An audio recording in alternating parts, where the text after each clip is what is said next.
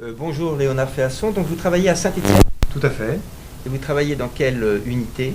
Je suis responsable de l'unité de myologie du CHU de Saint-Étienne et cette unité fait partie du centre référent maladies neuromusculaires rares Rhône-Alpes qui réunit les 3 CHU de la région. Maladie neuromusculaire, alors vous allez vous demander un petit peu qu'est-ce qui nous prend de vous parler de ça. Maladie neuromusculaire tout simplement parce que, comme on va le voir avec M. Féasson, on fait faire des tests d'effort aussi aux patients qui ont ce type de maladie. Et bien souvent, vous avez sûrement déjà eu des gens, vous ne compreniez pas, ils se plaignent d'être fatigués, pourtant le cœur va bien, les poumons vont pas trop mal, et donc pourquoi sont-ils fatigués? Donc c'est pour ça que j'ai eu l'occasion d'écouter votre exposé, que j'ai beaucoup apprécié, et je voulais voir un petit peu avec vous. Donc, en 2 mots, les maladies neuromusculaires, ça regroupe quand même quelque chose de très vaste, si j'ai bien compris. C'est un champ de pathologie effectivement très élargi, qui compte plusieurs centaines d'étiologies, et toutes sont qualifiées de maladies rares, c'est-à-dire ne touchent moins de 1 personne sur 2000.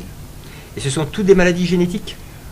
Pour 92%, 90-92% d'entre elles, selon les statistiques de chaque centre, mais en tout cas en Rhône-Alpes, oui.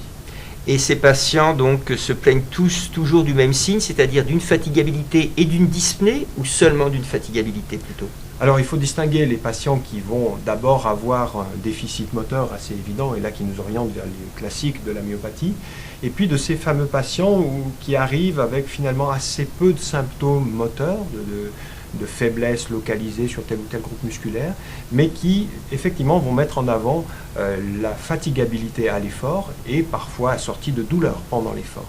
Et c'est là qu'on parle d'intolérance à l'effort.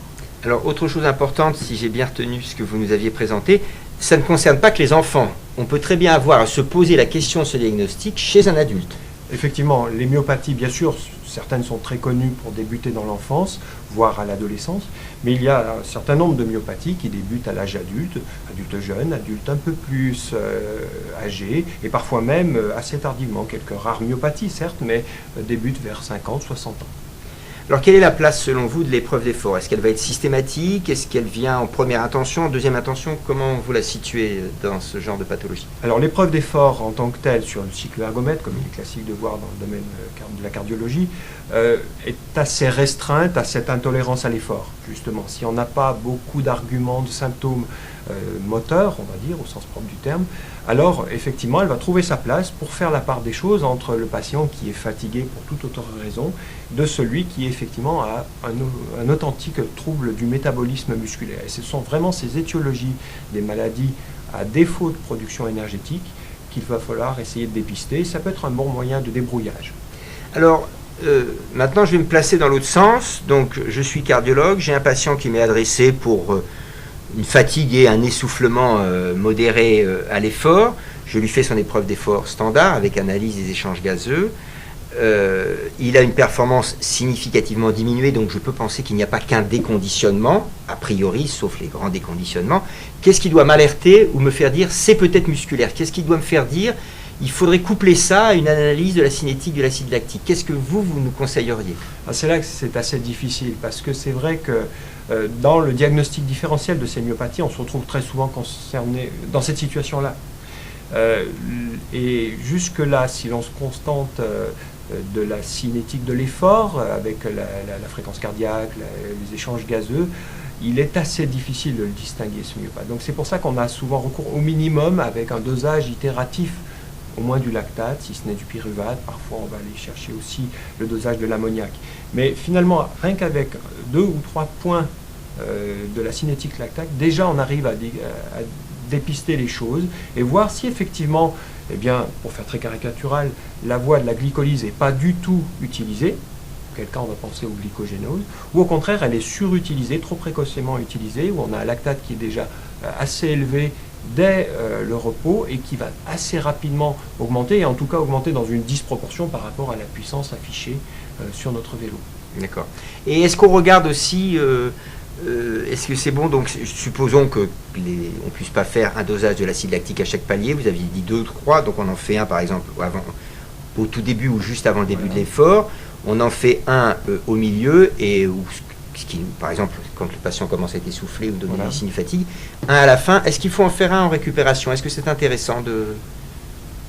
c'est pas primordial. Ça peut être intéressant effectivement de voir la cinétique de décroissance lorsqu'on a quelques doutes sur le défaut de la cinétique d'accumulation.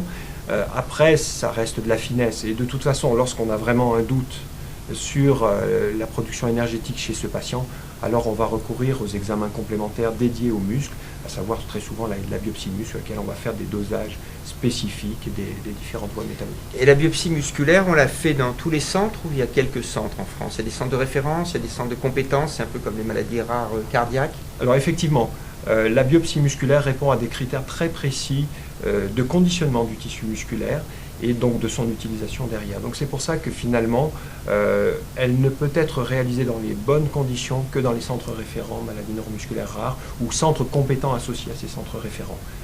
Il ne faut surtout pas envoyer votre patient au bloc en chirurgie pour faire très vite, comme on le voit encore assez souvent. Ah oui. Et après, l'anapathe, s'il n'est pas préparé à cela, il ne va pas le conditionner correctement et on ne pourra pas en faire grand-chose de ce tissu musculaire. Il faut vraiment travailler sur du tissu congelé. Donc ça suppose un conditionnement immédiat au moment du prélèvement. Et j'avais en tête, là vous aviez parlé tout à l'heure du patient dont la lactatémie n'évolue pas du tout à l'effort, donc ce qui fait penser à une glycogénose, c'est ce que vous disiez. Mais ces patients, j'avais en tête qu'ils avaient quand même une ventilation très très accélérée, c'est-à-dire qu'en fait, ils hyperventilaient très vite. Donc est-ce que ça doit nous alerter? Est-ce que c'est une bonne idée d'abord? Est-ce que j'ai raison de dire que souvent, ils hyperventilent de façon inappropriée au niveau de l'exercice? Et si c'est le cas, est-ce que ça doit nous faire penser à une... Bien sûr, ils ont une courbe des bivolumes de repos normale, ils n'ont pas d'autres points pulmonaires, je précise. Effectivement, dans l'intolérance à l'effort d'origine métabolique musculaire, on a souvent cette trilogie de la fatigabilité, donc finalement cette difficulté à réaliser l'effort jusqu'au bout, la douleur qui va arriver de façon concomitante, ça c'est assez important, pendant l'effort et qui finalement va se résoudre assez vite derrière, et puis cette dyspnée qui s'installe, ça c'est vrai. Mais noyées, comme je vous l'ai dit, elles sont très rares ces pathologies, noyées à toute cette demande d'examen pour des patients qui ont des intolérances à l'effort qui ne sont pas en définitive métaboliques, c'est très difficile de faire le distinguo par rapport à ce que nous raconte le patient. Et même quand on voit la dyspnée d'effort sur un début d'exercice, on sait qu'un certain nombre de patients peuvent être angoissés, hyperventilés au début d'une épreuve, et c'est pas toujours simple de s'en faire.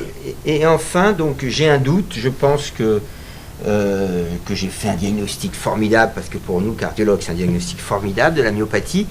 À qui je dois l'adresser? Je l'envoie au neurologue? Je l'envoie dans un service de médecine du sport? Je l'envoie... Qu'est-ce que vous conseilleriez, vous? Ce que je conseillerais, c'est de regarder tout simplement sur Internet, ce serait sur les sites AFM, Téléthon, Orphanet, tout ça est très bien référencé, de repérer les consultations neuromusculaires. Après, selon la géographie, sur le territoire, parfois la consultation elle va être orchestrée d'abord par des rééducateurs ou par des neurologues, c'est quand même la majorité des cas.